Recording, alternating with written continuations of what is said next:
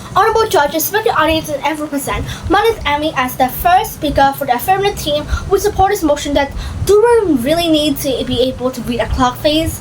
As an affirmative team, just to imagine, in a world where there's clocks everywhere, right? We see in 2025 to 2026, there was clocks everywhere. Information, AI, digital things, but mostly, today we only focus on clocks. Do we really need to read a clock face right now? Or we use digital things. Let's compare that in the real world.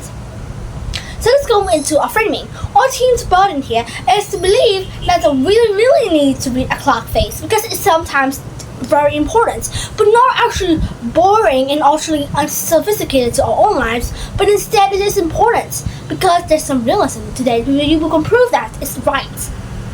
For the older digital tools, we should also need that too, but actually we don't really rely on them every time on the ways when we read time. And first we will stakeholder here. We will just focus on the children and also somebody else in the world, like adults, etc., etc., and also young and poor people. So let's go into my first argument called you really need to read a clock face in every part of the world. When you are supposed to focus on the point of the children, in a school, you can't build cell phones, you can't build digital clocks, or beeping sounds anywhere.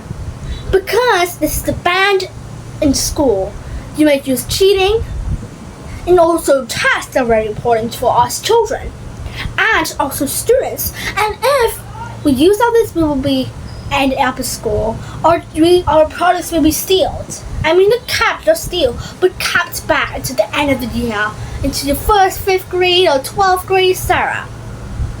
But what we hear, when our school actually have clocks, and we really need to read clock face, and use it in math, and we also use it in everyday times. When you go to Big Ben, you have to read that too. Some people can't afford the clocks, so they have to read it outside. It's important. We know that sometimes we're banned, and we really need to know the time what should be tested with it. The other team will say, okay, the pusher themselves, or the students or teachers will tell us what the time is right now. But when you're in class, not a test, but when the teacher is teaching, you have to pay attention. If you don't, you have to look back at your time.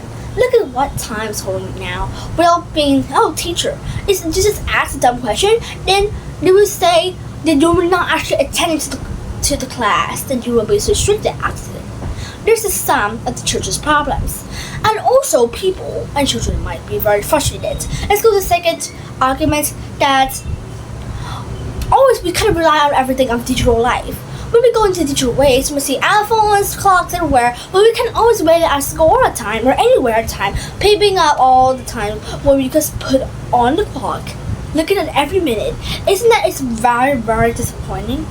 For us as brain people, we really need to learn about math. We need to be smart, and also we want to look at the different things that we can improve on ourselves. To do that, we have to read clocks. Face clocks. The clocks itself realize us to students. It makes us to understand math. We use this every day. And its controls, when you go to the math, you understand about the own clock face itself. This is where, in conclusion, this is where we understand about clocks. It's helpful about math. It's really important on our lives. Can't rely on digital everywhere. This is our family today. Thank you for listening.